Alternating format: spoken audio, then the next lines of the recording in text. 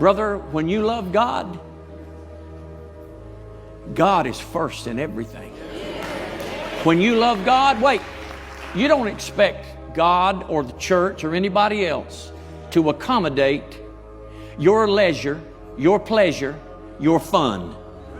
No, when you belong to Jesus, He matters more to you than a game, a job, a date, money, a car, a house, or anything else.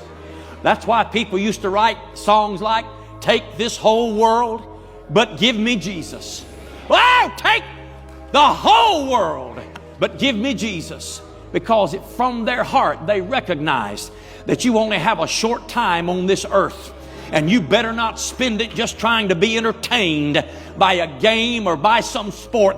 You better live your life to the glory of God to the fullest. You ought to enjoy every minute of every day, because every breath, every heartbeat is a gift from God. And on top of that, you're on your way to heaven while you're down here on earth. Somebody help me and say amen.